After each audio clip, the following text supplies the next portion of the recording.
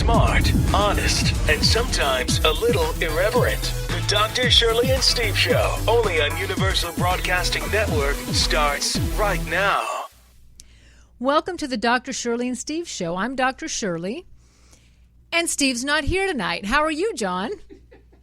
I'm doing good. How are you? I'm glad that you're here. Yeah. And I haven't been fully abandoned by everyone. No.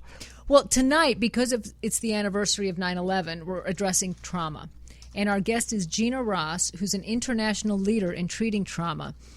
And she's actually was one of my teachers in the somatic experiencing training. Oh, cool. So she is wonderful. She's written a ton of books, which I have right here, Beyond the Trauma Vortex, Into the Healing Vortex, A Guide for Diplomats, Beyond the Trauma Vortex, The Media's Role in Healing Fear, Terror, and Violence. You can hold them to the camera. Can see them, yeah. Uh-huh. Beyond the Trauma Vortex, Into the Healing Vortex, A Guide for the Military. She does a lot of work for military, so she'll be telling us all about that. Here's one that's a wonderful one that I give to a lot of my patients, Beyond the Trauma Vortex, Into the Healing Vortex, A Guide for You. Okay. And it has some very practical and wonderful skills that we can all use to help regulate. So can you tell us a little more systems. about the somatic experience? What that's like? Well, it's a training, as I've talked about. If anybody has heard my show, they know that I talk about it ad nauseum, and I will continue to do so. Yeah, I'm asking because I was talking to a friend about it the other day, and I was trying to explain to them how it works. So, well, it's this incredible type of therapy that Dr. Peter A. Levine developed years and years and years ago as he studied biology. And he wondered, why is it that animals in the wild don't get traumatized? So, the antelope that almost gets caught but somehow runs away, he's still being an antelope. He's not walking around like this, And he was very curious because, they're mammals, right, as we are. So he realized that after an almost death event, they kind of shake it off. And their nervous system kind of goes through this shaking period where they literally shake the trauma off. Wow. It's kind of a fight or flight response. And we don't. And so he studied it and came up with this most incredible, which I've called magical type of therapy that allows people to release the stuck fight or flight in our bodies when we don't get the opportunity to fight or take off running from what our nervous system perceives as dangerous. So what happens to that energy? It just gets stuck? It gets stuck in the muscles and in the nervous system. And if we can't fight or flight, we go into freeze. Or collapse. It's when we faint. We call it fainting, but it's collapsing. The nervous system just kind of shuts down completely, or we dissociate. Okay. And it literally gets stuck in the body, and that's why people who come from very unsafe childhoods or very unsafe environments, or even soldiers that are coming back with PTSD, are hypervigilant. They're like this because their nervous system is ready, for the attack. Yeah. And Gina is a wonderful teacher, and she does a lot of work in Israel with the soldiers there and doing a lot of research, which she'll talk about tonight, and has written these wonderful books and is also a therapist. And I worked with her for a while on my own therapy as well. Oh, okay. And she's here to talk to us about, trauma and how it gets stored in the body and what we can do on a daily basis. She has this wonderful system that she calls, it's like brushing your nervous system, kind of like brushing your teeth. We brush our teeth every day to keep our teeth clean. Yeah. We take showers, hopefully every day, right. To keep our bodies clean. But we don't really do anything for our nervous system to keep our nervous systems de-stressed, if I had to say it that way. So she has a wonderful thing that she's developed where you can use in 10 minutes. You can brush your nervous system at the end of the night and kind of get rid of anything that might have gotten stuck. So she'll talk to us about that. Cool. So joining me now in studio is psychotherapist Gina Ross. She's the founder of the International Trauma Healing Institute in the U.S. and Israel, where she co-founded the Israeli Trauma at Herzog Hospital in Jerusalem. She's worked in the field for over 20 years. Welcome, Gina. My pleasure to be here. Great to see you. That's our invisible audience. So I am so happy you're here. As I told our listeners before that, I know you because you were one of my teachers in SC, and we did some personal work together, my personal work together. So, but I wanted to ask you, just for our listeners to know, How is it, because you've been working in the area of trauma for so long, how is it that you got started? Actually, what attracted you to what it? was very interesting is that I wasn't interested in trauma at all when I was doing my therapy work in the beginning. Mm-hmm. I was really interested in people's growth and spirituality, and then it hit me that you can't really be spiritual when you're really traumatized. It disconnects you from it. Yeah. And I thought, if I want a spiritual world, we're going to have to heal trauma. Wow. And then I was studying with Peter Levine at the time, and he said something like trauma was at the root of violence, and that completely mobilized me. I thought, okay, I have to take this to the Middle East. It was just a very quick insight that came in, and it changed the rest of my life after this sentence and the decision that I made that something had to be done. Yeah, well, and how long ago was that? That was in 94, I think.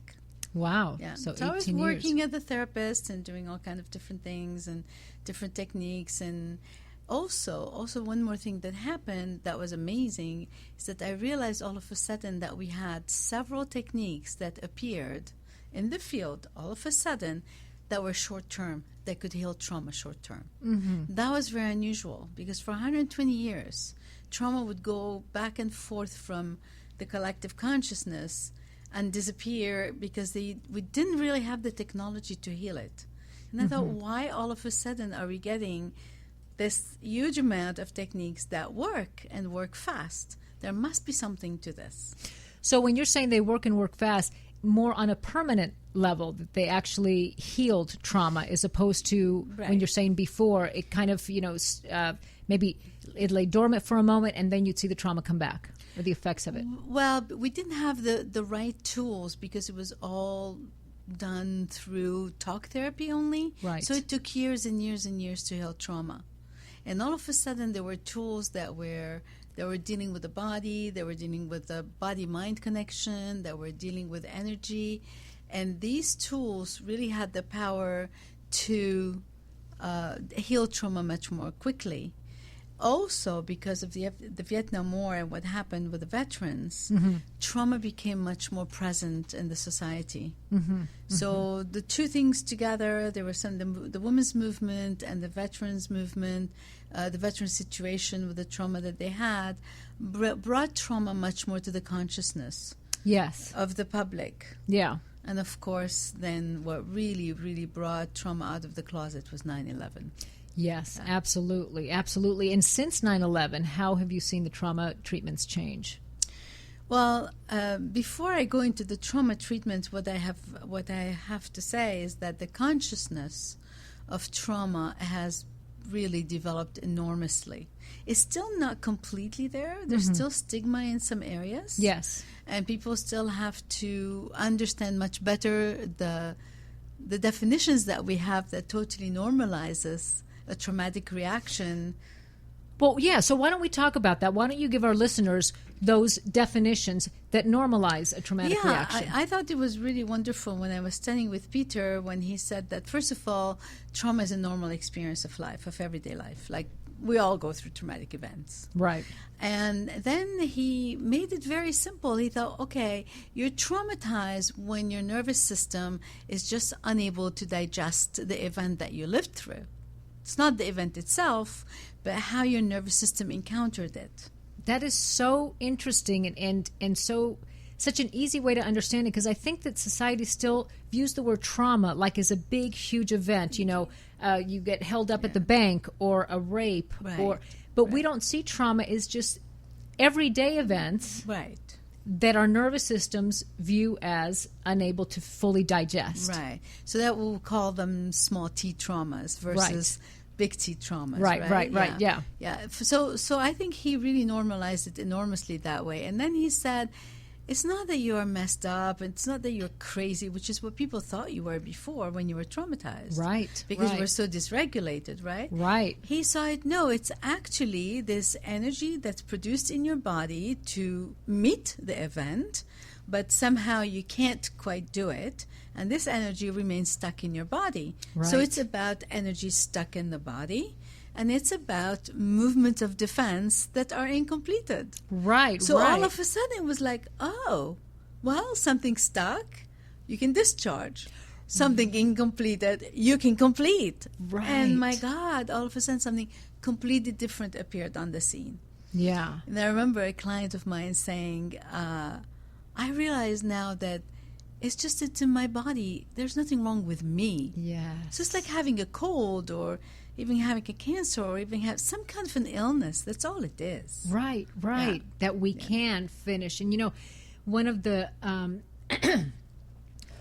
one of the difficult things, I think it's because of how we've been indoctrinated, really, Right. is for people to allow themselves to feel, say, anger that maybe they felt at 3 when their parent did something. Right. And they feel so guilty for feeling the anger. And so, you know, without understanding that it's just such a natural reaction to something that's done to you. Yeah. And if we can complete, you know, that cycle of anger, whether it was in that moment wanting to, you know, punch or run, or that it would actually dissipate. Yeah. Of course, I mean, what you're saying is completely what it is that we need to do.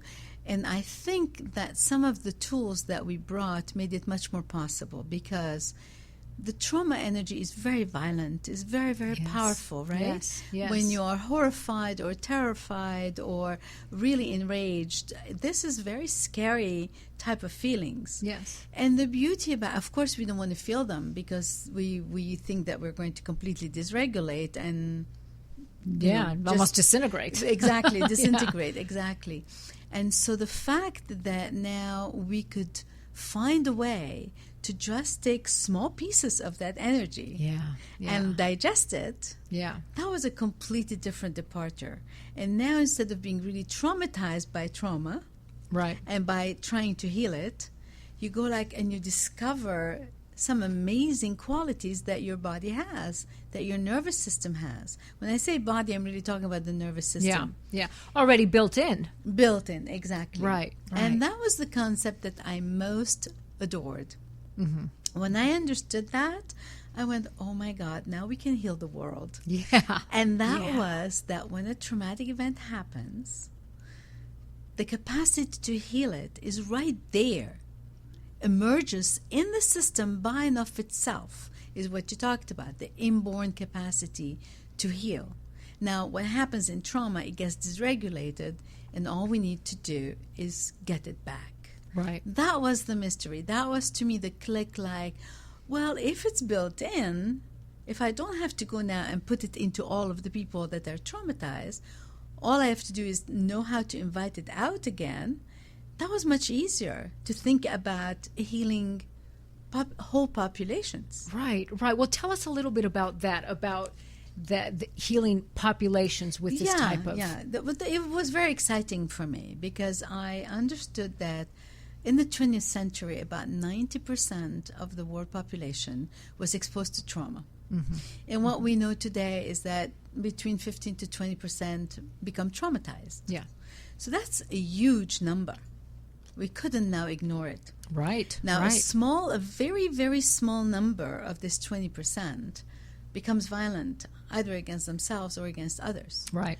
But a very small number of a huge number, 20% of the whole population, that's still enormous. Right. So I thought, well, we really have to do something about that. We really have to be able to heal trauma at national levels. Right. Right. And the tools, watching these tools develops in such a beautiful way, like every few months I was exposed to one more, and I trained myself in many of them. And I got very excited because I thought, okay, different people will connect to different ones of these tools. Right. I don't think there is an answer for everybody that's the same. Right. It's okay, Right. I agree. You know? Yeah. Yeah. I like that there is all this richness in the field and people can choose from it. And then I thought, well, how do we do that? How do we do that? And I thought, well, maybe the media can be our friends. Maybe the media can take this information and put it out for us. Yeah. And I'm researching this book about the media, and, you can show us the black one that I showed you. Which is The role of the media in the healing media's role in fear. healing. I'm going to put it up so people Right. can see it. Yeah, the big one, actually. It would be wonderful if we can use the media that way. Right. In addition to, the Honey Boo Boo entertainment, but also Exactly. to use it in a way that could be Exactly. so helpful and so healing. Right. because it reaches so many people. Exactly. Yeah. It's an incredible tool that we have. But then in researching the book, we realized that the media also could traumatize people. Yeah. Yeah. And then I started looking at the different social sectors, and we identified about 10 of them. Mm-hmm. Sectors that had the ability either to traumatize or to heal or both. Oh, how interesting. And I thought, well, if we took this information to each one of these sectors and say, hey, this is what happens in your field. This is what are the situations that make it difficult for you. Mm-hmm. And here's how you can heal it. And here's how you can impact the population that you work with. Mm-hmm. Mm-hmm. We could now institutionalize, like put in the system Mm-hmm. at a national level. Mm-hmm. And this is how we could reach whole populations. So what would be an example of that? Well, for example, one of them is the media, of course, that if the media became aware, first of all, what trauma is and start talking about it, the technique that are available and start offering them and talking about them, but also like if they were exposed to a lot of traumatic events themselves. Mm-hmm. So they got traumatized. And when you're traumatized, you become very single-minded what you're looking at. Right. You don't right. look at the healing vortex anymore. You look at what we call the opposite, the trauma vortex. Right, because it's all about survival. And when you look at the trauma vortex, because you're stuck there, that's what you're passing on. Right. You're passing on to the public. So this was a perfect sector that if they understood how they were traumatized, not that they were bad, not that they were like terrible people, but just through being constantly covering things that were tragic and violent and terrible, Mm-hmm. they were putting only that out in the system, in the collective system. Right, right. So if they had the awareness, they could then help the public. So then you're saying that programming can be a lot more balanced. Much more balanced. So we need to work with the executives, with those that green light projects. Executives, the editors, the Okay. owners, the journalists themselves, all of them. We're going to work on that and see how Okay, we can great, coach the great. executives. Now, John is telling us that we have a phone call. We did. They hung up. Oh, they hung up. Actually, Okay. I was on a panel for journalists recently. Oh, you were? They were talking about trauma in journalism. It was very fascinating. That's so well, because I think as I learned from you in all the trauma courses that I've taken is that we can be traumatized. What is it, like a secondary trauma when we tell a story or when we hear trauma, a story? Yeah, secondhand trauma. Secondhand trauma, and right. cumulative trauma too. I mean, you keep getting exposed over and over and over to bad situations. You're handling them, you're coping, but then one day is the extra drop in the glass, and that's it. Well, you know, it's so funny because for 10 years I investigated child abuse for LA County. Oh. And I used to go home and tell you, for example, my sister, you know, poor Jackie, would hear these stories. And I had become so immune to it because I had developed that kind of in order to be able to take these cases that I would talk about it like nothing, you know. And I would look at her and she would be horrified. And I apparently needed to get it out, so that didn't change my what I was saying. And now I'm so careful to not go into the story because I understand so much that secondary, you know, secondhand trauma. And in fact, sometimes now I'm still on the board for a child abuse advocacy agency. And when they talk about some of the cases, it's almost like I don't want to hear the details. I just can't hear it because it's very traumatizing. Yeah, I'm very careful what I seed in the mind of the other people.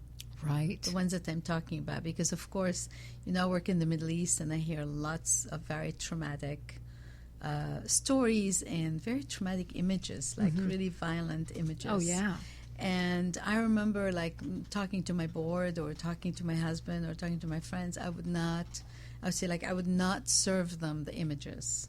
Right. Maybe one, so they would have just an inkling of what's going on. So that's part of the work that the media can do, for example. Right, right. The military, think about it. I mean, there are so many different ways. One is, like, if we really normalize trauma, that it's impossible to go through events and not be hit by them at some level. You know, your nervous system is going to be impacted. Right. It doesn't have to be terrible. So if every soldier knew that this is going to happen and every soldier trained his nervous system ahead of time, to handle those impactful events that happen. Right, right. Then, first of all, they can heal much better when they come back. They don't have to have the stigma. We can train their families to understand what they're going through. I mean, it's amazing. How wonderful. And one more thing. Yeah. We can also show, and General Petraeus really understood that in Iraq, You can really know what language to use to not make the trauma vortex of the enemy worse. How to bring the healing vortex into the other. Oh, that is so interesting. Say a little bit about that. So there's a whole languaging. For example, it's really amazing understanding if you switch from using the language of needing to do defensive force, using defensive force, instead of retaliatory punishing force. Oh, You do punishing force most of the time, you're going to get the trauma vortex of the other much worse, lashing back at you. Right. Well, you know what? Even as you're saying those words, defensive versus punishing, I notice something different in my body. Exactly. And people, even when they are crazy, like even if they're caught in the trauma vortex, there are some inkling of what's normal, what's rational, And if you're saying, I'm not going to allow you to hurt my people, so I'm going to have to use this defense force, be aware of it. Right. That's different from going and say, you're terrible, you're horrible, and I'm going to punish you and I'm going to retaliate. Because retaliatory does nothing other than make the other retaliate again. You're fueling the problem. Well, because as I'm noticing what I'm feeling in my body while you're talking, when you say retaliate, in my mind it means you're going to get me anyway, so I have to be ready for it. When you say defense, then I have more control. If I do something to you, then you're telling me you're going to do something to me. That's right. But by saying that you're going to retaliate, then that means it can come at any time, whether I do something to you or not. So now I'm ready. Right. Yeah. Right. And if you're on the defensive, that's it. Right. Forget it. Yeah. Yeah.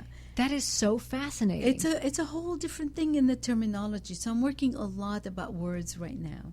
How to understand what are the words that excite the trauma vortex, right? And what are the words that invite the healing vortex? Right. Well, as you talk about that, it reminds me of one of the first courses or talks that I heard from Dan Siegel, Dr. Dan Siegel, and he started the whole talk that day by saying, close your eyes and pay attention to your body. And I'm going to say a word, and I'm going to repeat it 5 times, and right? The yes and the no. So he says no, no, and it's the same tone and the same voice. And then he says yes, yes, and you notice your body when he's saying no, kind of, get a little ready, get a little defensive, and when he says yes, this calming, So words, mean so much. They mean so much, and understanding what's going on. Because I thought, sometimes when a group is already in the trauma vortex and they're already in the violence, you have to use force to stop them. Right. There are some times where it's impossible not to. Right. But, so understanding that and accepting it, and at the same time, you always keep open the possibility of the diplomatic course. Mm-hmm. Like, we're fighting you. Anytime that you're willing to stop, we're here to listen. Mm-hmm. We're here to take that in. Mm-hmm. That's such a different tack. Right. So what I want to talk about, this is really very, very close to my heart, is what trauma does. Mm-hmm. We get very polarized. Yes.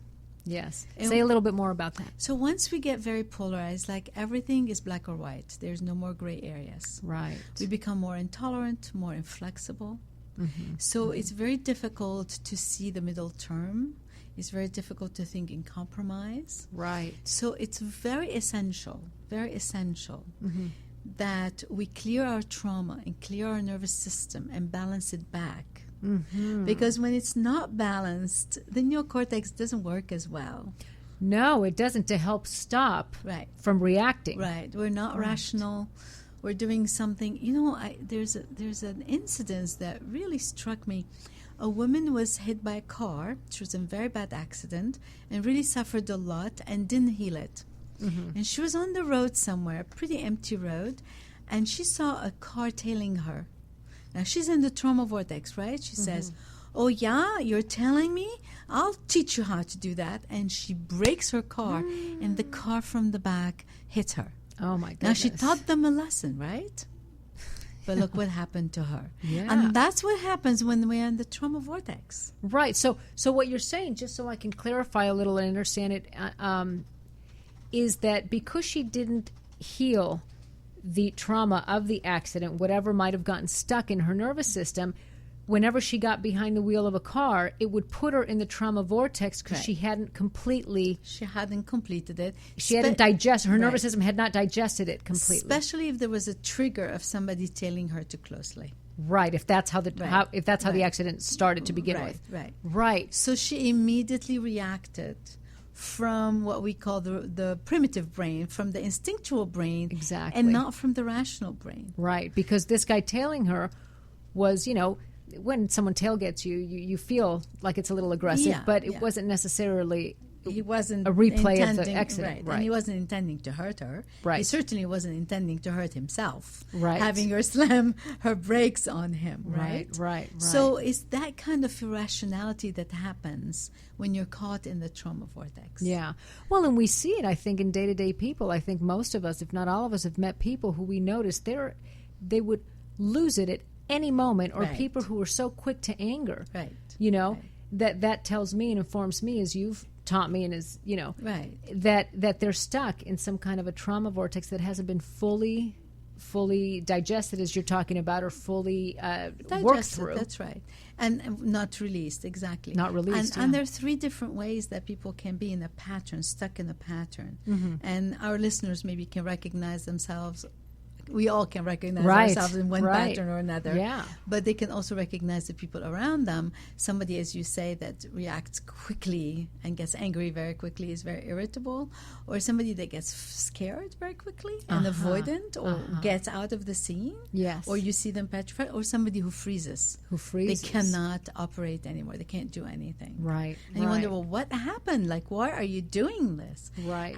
And when we don't understand that, we see those as bad qualities in the other person. Right. We see them as being a pain in the neck. They're intrusive. They are weak. They are this. They are that. We give them labels. Right. And we forget to look at it as an impact of trauma.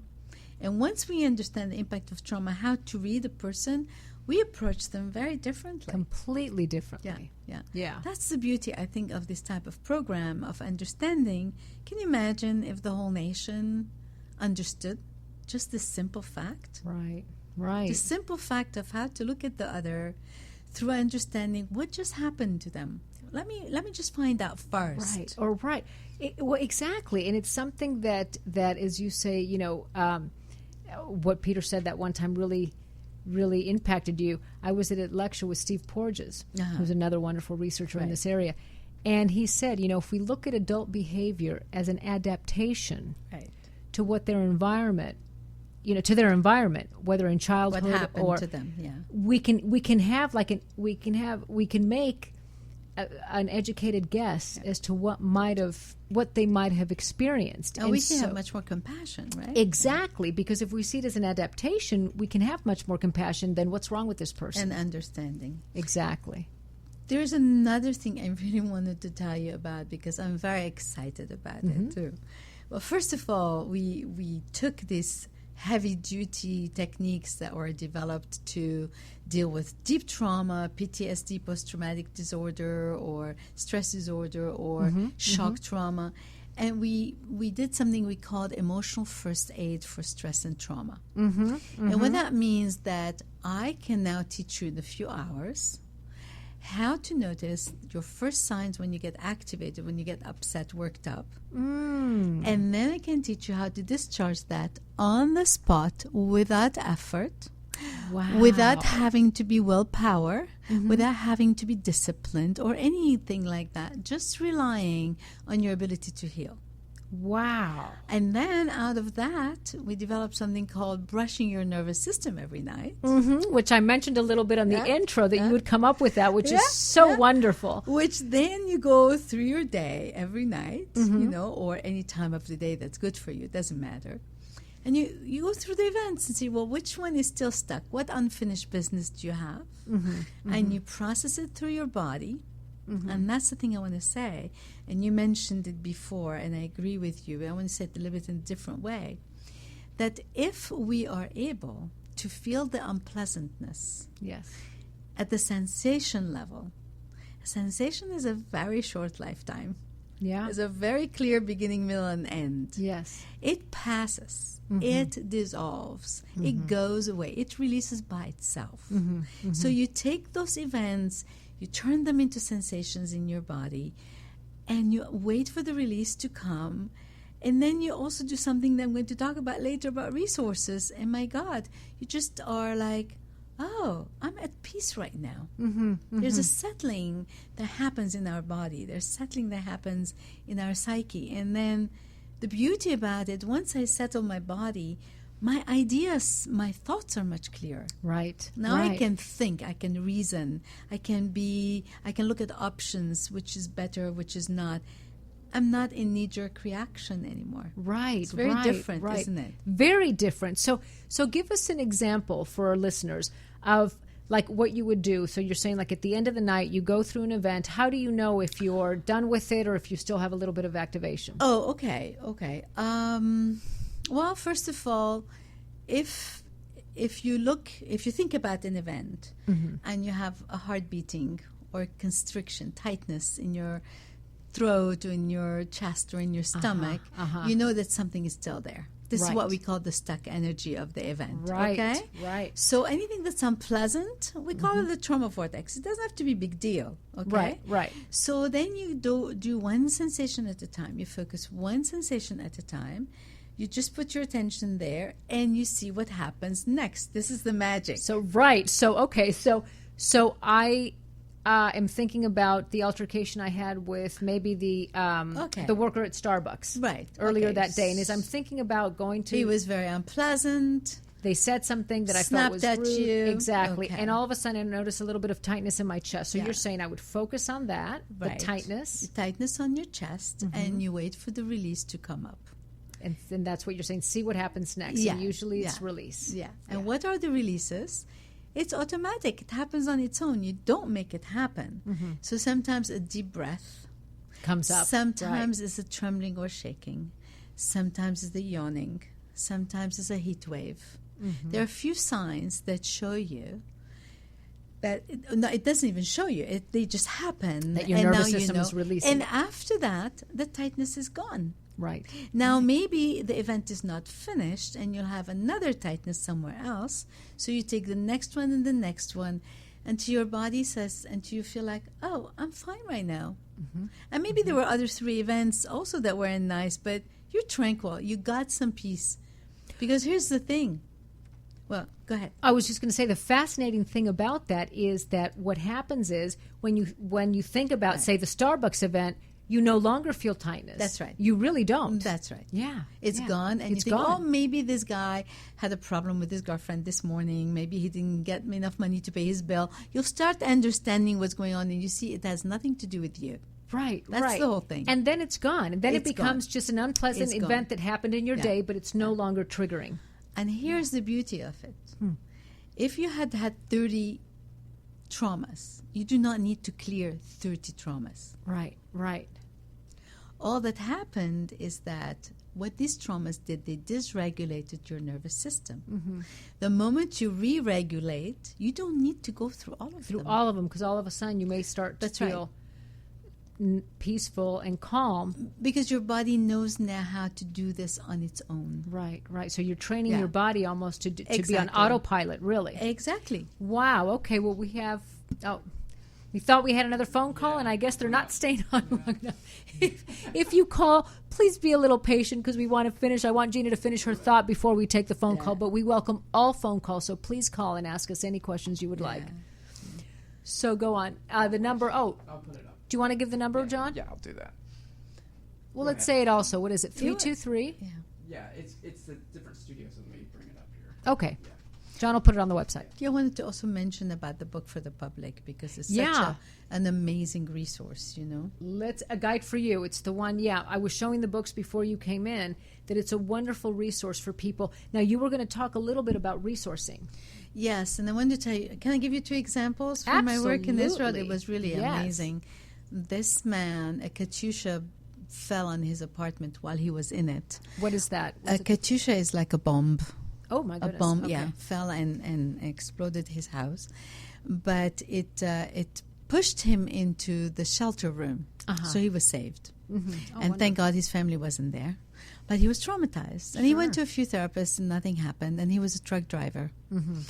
And somebody took me to him just before like the Sabbath starting. In Netanya, he was in an hotel with his family. He says, I drive the truck and then I get so upset and I have to stop and take 15 minutes to listen to music to calm myself so I can drive again. And then I have to do that every few kilometers. And I thought, okay, let's just work. And I worked with him, had him noticed when he heard the boom, right? It was the boom that was really upsetting. Right. He noticed, he discharged. He noticed, he discharged. We did that for 45 minutes. It was done. So when you said he heard the boom, he'd notice either the tightness in his Right. chest or his throat or whatever, Right. and then he waited. He waited, discharged. and the discharge would happen. Okay, so we did that for 15 minutes, for about 45 minutes, and then I left, and then I couldn't talk to him on the Sabbath because he was religious, and I called him on Sunday. I said, Shlomo, how are you doing? He says, oh, you don't know what happened. I had one more upset when I heard the boom, and I did what you taught me, and I'm completely fine now. And guess what? Because I saw his kids would not go in the pool because they would hear like a birthday party with balloons popping, and they would really freak out. Yeah. So he worked with his kids, and the kids could go to the pool. Oh, how And I go lovely. like, oh my God. He said, now I can go back to my apartment to be able to reform it again. We have to fix it. Right. So that was like just on the spot like Right, this. right. It was amazing. Well, but that's the beauty of this type of therapy, that it is. I've always called it magical because it can be that quick. Right. Yeah. If people are not traumatized from years and years, but there is an event that got stuck in their system. Right. If there isn't what's called development, Yeah. a lot of developmental Yeah. trauma, which means trauma as a child. Or sometimes also it doesn't have to be only developmental. If you have a shock trauma when you were young, let's say, Okay. and that's still in your system, it's going Right. to affect how you react to a lot of other things. Right. So 'cause now it you're builds going on itself. right. Yeah. So now you have to go and have layers and layers and layers Right. of upsetting events, and that takes a little bit longer. Right. But if you go through shocking events, and you're normally highly functioning, but you really got upset. I was, doing a supervision with a woman who actually heard that her cousin died when she was in the car through the radio. So she got very shocked by it, Yeah. and she couldn't attend to her clients after that. So I took her through the event and had her discharged. And all we have to do, this is the amazing thing, is not run away from the sensation. Right. Because we're taking it into small amounts only. Right. So we don't have to get scared. Right. We don't have to relive the worst of the trauma, because who wants to do that? Right. It's too much. Right. There are some great techniques that work, but they are not as gentle as this one. Right. Some of them are Right. not as gentle. So I got enamored of this technique, and I take it everywhere now. And I really have a plan or teaching it to a national hotline, helpline of 1,000 volunteers in one country. Wow, Yeah, that's wonderful. Yeah. So how can people get a hold of your emotional first aid for stress and trauma is what you call it, yes? Yes, You refer to it as eFast. eFast. So we do it fast. I love that, yeah. We EU fast. So how can people get Okay, so my website is www.ginaross.com. You can get me through that. We organize for group, like I'm going to do a training for the Gay Center, for example, next week, in a few weeks. Training, if you have 20 people together, we put them together and train them a whole day. Okay. Or do it in 2 afternoons, and we teach you the technique. Now, one woman in Israel read the book, and she was a teacher, so she could do it. She taught herself by herself. Wow. Wow. And they had a virtual shelter. She had 4 boys. And they were, at the time, there were like 10 red alerts every day from bombs, missiles being thrown on the city. Wow. And so it would be like screaming. And she insisted to come to the launching of my book in Hebrew. And she said, I taught myself.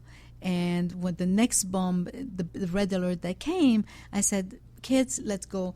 Says, Mommy, what's wrong with you? You're not yelling and screaming anymore. Wow. She said, kids, we don't do that anymore. That's wonderful. We just go calmly to where we have to go. It was amazing. And she says, every mother has to have this book in her purse. Yeah. It was very charming. It was very lovely. She taught it by herself, to herself through the book. I didn't think that was possible, but she did. So there are many ways to get it. Okay, well, we're going to put your website up on the on our the radio page, so people can reach you and can learn more about this emotional first aid for stress and trauma, because it is so important to learn. Do you have one more minute? Absolutely. Because I wanted to ask you about your research. That's it. That's Yes. exactly what I wanted to talk. We're on the same page. Exactly. We're on the same wavelength here. So here's the thing. Emotional first aid has already been researched, and we know it works extremely well. So I have no problem with that. Wonderful. However, because emotional first aid is based a lot, not only, but a lot on SE, and SE is being researched now academically, we need the academic research to get into big bureaucracies like the Veteran Administration, the military, the big hospitals, etc. So we're asking people to help us fund the rest of the research. We got a major part of it we already have, but we need another third still, and we will finish it within a year. And after that, that means we can put it everywhere. Every single soldier does not have to wait until they come out and go through private channels. They'll be able to have it through the Veterans Administration and in the field before they go to war or they go to battle. Wow. So that our young people are taken care of. That's amazing. Because so how can people so they can go donate on the same website. Okay. They they can click on donating, and there'll be a PayPal amount. And $5, $10, if there are thousands of you that do it, we'll do 2 researches. Of course, if you can give 100, 200, 500, 1,000, then it will happen very quickly. But it would really be helpful for us to get that done. And we're developing so many wonderful tools. But can you imagine, I have a reserve commander in Israel that used it with his soldiers in the field. Wow. In the field. They were traumatized because they had to keep taking a hill, go up a hill, and they were being bombarded, and they couldn't see where their army was, and they didn't have the weapons to answer back, and they were really upset. They couldn't talk to their parents. They were angry. He used the technique on them, and they were able to get up on the hill and do their job, talk to their parents. The whole thing was different. That's amazing. Like That's in the amazing. field, on the spot. Wow. This is what's so special about it. Anytime, anywhere, on the spot. No need for extra tools, no need for a pen, no need for paper, no need for a radio, no need for nothing. No need for ongoing therapy. Nothing, yeah. Wow. And you build the resiliency. And then I'll give you maybe one last example. One woman came out of her apartment and saw a bus exploding in Jerusalem, when the Intifada was on. Yes. And she got very traumatized, very disorganized. She couldn't go to work. She was very upset. Sure. She went and saw one of my students. One session. She was fine, back to work. A year later, she comes out of her apartment, another bus explodes. Wow. What does she do? She walks towards the explosion and starts helping people. Wow. Now we were not expecting that. Wow. Like the that is resiliency amazing. was tremendous. That is amazing. It gives me the goosebumps just talking. The goosebumps talking about it, because it inoculates you against future traumatic events. Right. Oh, that is amazing. So can you imagine giving that to every kid in the school? Oh, Can you imagine every doctor, every nurse, every teacher knows about it? That is. Can you imagine every clergy, every member of a clergy, every priest, every imam, every rabbi knows how to do that with their people? It would change the world. That's right. I mean, it really That's right. would. Yeah. It really would. So for people who want to donate, is it a 501? Is it a tax deductible? It's a 501. It's a tax deductible. Okay. Yes, absolutely. Okay. And they will get the whatever the bill, the receipt for it. The receipt. Okay. And also, by the way, we donated all the books to the foundation too, to the institute. So anybody who buys the book or the CD is also tax deductible. Okay. You know? Okay. We have a book for the soldiers, for the military. We have a book for the medical field. Anybody in the medical profession, nurses, surgeons, doctors, etc. We have a book. We're doing one for the clergy. We have a book for the media. We have a book for the psychologists, and we have a book for diplomats and NGOs. Wow. And that's about learning how to speak that language that brings your healing out instead of your being trauma in the trauma vortex. Yeah. That's wonderful. Gina, you are doing such wonderful work. I'm donating that $1,000 tonight. Oh my God! For your research. You're kidding. I'm doing it. Oh yes. wow! Yes. This you is know about. what? You're really touching me right now. That's amazing. You wow. are helping so many people and changing That's so many millions lives of people. I Millions mean, of people. Gina, I just, I knew I loved you before, and now, Yeah. you're doing amazing work. You know what we're doing? We are designing a very tight project to heal at the national level in the Middle East that can then be exported everywhere. Imagine all the refugee camps having this program. Wow. Can you imagine oh just my gosh. spreading this everywhere? It would be amazing. Yeah. It would be even from a local standpoint. I mean, crime rate would go down because people wouldn't be reacting all over the place. Exactly. Divorces, crime rates, so many things. Eating disorders. I think cutting behavior. Steve actually, texted me real quick before we started the show and said at the House of Blues, he's at this event for 9/11. That he had met a soldier that gave him the statistics that there's 22 soldiers a day committing suicide. It breaks my heart. So please, maybe even before the one for the public, put the one for the military, because all their families can understand what's going on with them just by reading this. Right. I worked with a veteran from 1973 war. And he said, had I read your book then, I would have never gone through what I went through. No alcoholism, no drug, no police behavior, nothing. Right. Because he understood from the book, one piece of the book, why me? Because he had a lot of survivor guilt. He got it. He used to cry on the drop of a hat. The man was like 50-something years old. Stopped crying, stopped getting angry with his wife, stopped getting angry with his kids. It was amazing. Of course, wasn't drinking anymore. But he wasn't drinking anymore before he came to me. Right. Just astounding. So listeners out there, please help us change the world. Please help Gina change the world and donate, even if it's just $1. Thank you so much, Gina, for being here tonight. My great pleasure. I really, really appreciate it. And you are terrific, darling. Thank you for the good work. Thank you. Bye-bye. So the takeout tonight, I do a takeout every night where we just give our listeners just a little tidbit of something that either I've heard at trainings, I think I've even quoted you sometimes. And so tonight I'm actually going to quote right along with what we're talking about Daniel Goldman, who's the author of Emotional Intelligence. Right. And he says, maturity is the process that widens the gap between impulse and action. And how we do that is by exercising the prefrontal cortex that we talked about, how that helps us take a moment, stop, and think before we act. So stimulating or exercising the prefrontal cortex helps widen this gap. And how we can do that is with your exercises. Yes. With the EFAST method. Exactly. Stimulates the prefrontal cortex to widen the gap between impulse and action. Exactly. Yeah. Rational, constructive, healthy, wonderful, generous, loving action. Exactly. That's what happens. The difference between responding and reacting. Yeah. Thank you, everyone. Thanks, John, for being here and not My abandoning me like pleasure. Steve did. And everyone have a great night. We'll see you next week. Take it away, Barry. You've been listening to the Dr. Shirley and Steve Show. Get more Dr. Shirley and Steve on their podcast on iTunes and Stitcher. Like them on Facebook and follow on Twitter. Then tune in every Wednesday at 8 p.m. only on ubnradio.com.